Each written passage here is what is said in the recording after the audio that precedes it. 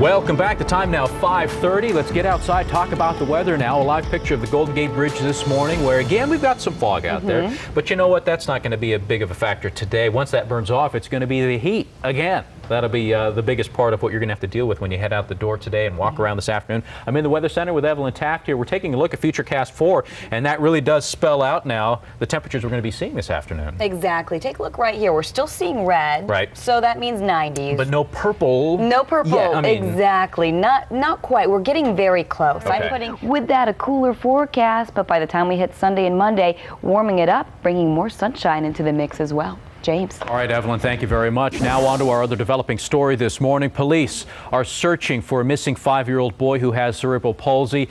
Here's what he looks like. His name is Hassani Campbell. He's 5 years old, as we said. KRON 4's Yoli Aceves is actually live at the scene this morning, where he went missing in the Rockridge area of North Oakland. Good morning, Yoli. Hey, good morning. Good morning, James. Excuse me. I felt right here. Anyways, yes, this was the last place where he was seen here over on the 600 block on Hardwood. We're just right at the corner of College and Hardwood. And he was reported missing around 4:18 yesterday afternoon. Police officers immediately came over here and did a barricade around a 2-block radius where they tried to search for the boy. They brought out at least 5 search and rescue dogs. They had a helicopter searching for him from above.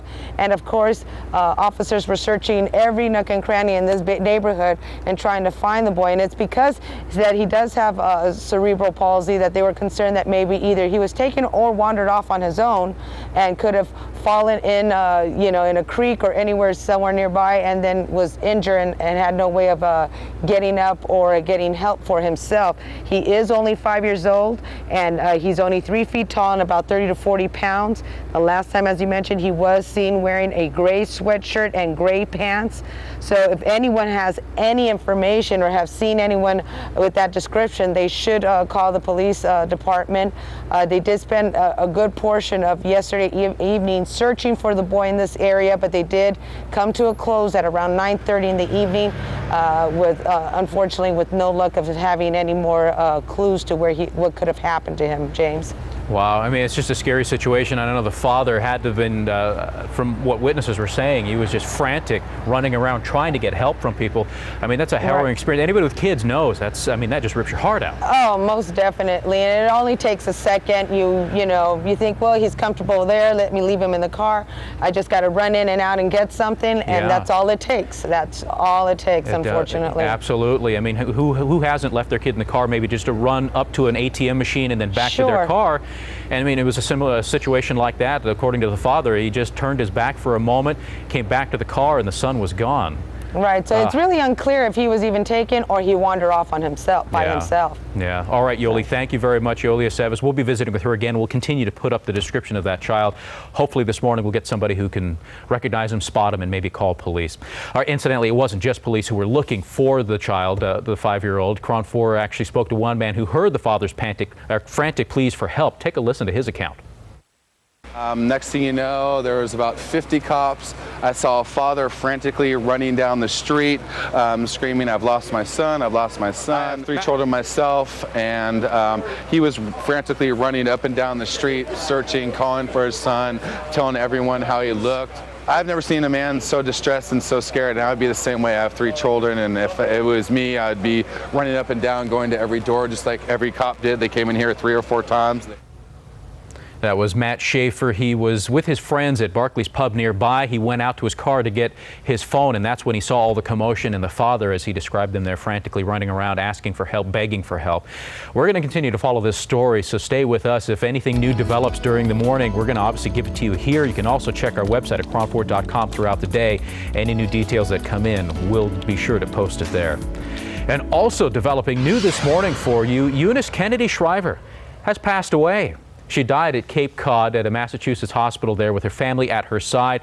She was 88 years old, the sister of President John F. Kennedy and Senator Robert Kennedy and Senator Ted Kennedy. She also founded the Special Olympics. Wolf Blitzer takes a look back now at her life and her legacy.